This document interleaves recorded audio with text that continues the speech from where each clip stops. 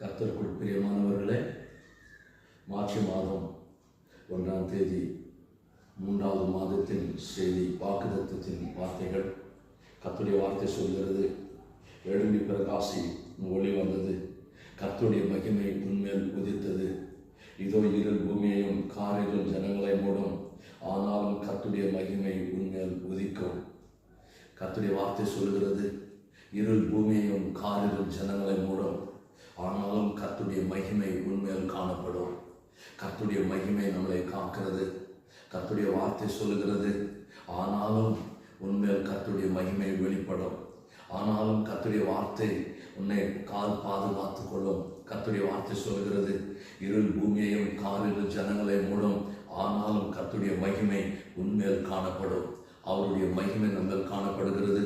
அவருடைய மகிமை நம்மளோடு இருக்கிறதுனால அவர் பாதுகாத்துக் கொள்கிறார், அவர் நடத்துகிறார், அவர் வசனத்தை அனுப்பி பாதுகாக்கிறார்.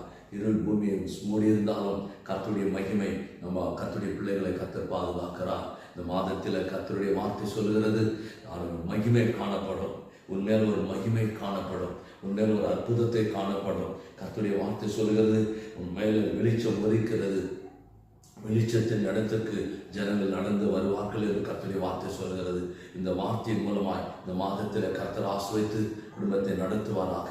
நாம் ஜெபிக்கலாம். நல்ல பிதாவே, உமக்கு ஸ்தோத்திர ஆண்டவரே, இந்த நல்ல வேலைக்காக நன்றி. இந்த மாதத்தில் ஆண்டவரே, கர்த்தருடைய மகிமை வெளிப்படட்டும் அப்பா, உடைய மகிமை காணப்படட்டும்.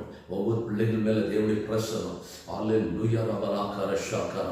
கர்த்தருடைய மகிமை வெளிப்படட்டும் அப்பா. கர்த்தர் பாதுகாத்துக் கொள்ளுங்க. ஒவ்வொரு பிள்ளைகளும் வழிநடத்துங்க ஆண்டவரே. கர்த்தருடைய நடத்துவதற்கு ஸ்தோத்திரம். இந்த நாமம் மகிமைப்படட்டும் ஆண்டவரே. ஒவ்வொரு குடும்பத்தினை பாதுகாத்துக் கொள்கிறாக, ஒவ்வொரு பிள்ளைகளும் கர்த்தர் பாதுகாத்துக் கொள்கிறாக. ஒவ்வொருவரும் நீர் ஆண்டவருடைய மகிமை அவள் மேல காணப்படட்டும் ஆண்டவரே. அந்த மகிமை வெளிப்படட்டும் அப்பா. அந்த மகிமையால நிரப்பி நடத்துங்க, பாதுகாத்துக் கொள்ளுங்க. குடும்பங்களை கர்த்தர் பாதுகாத்துக் கொள்ளுங்க. கர்த்தர் அப்படி செய்வதற்காக உம்மை ஸ்தோத்திரிக்கிறோம், உம்மை நாங்கள் கனப்படுத்துகிறோம், மகிமைப்படுத்துகிறோம். தொடர்ந்து நாம மகிமைப்படட்டும். ஆசீர்வதியும் அப்பா.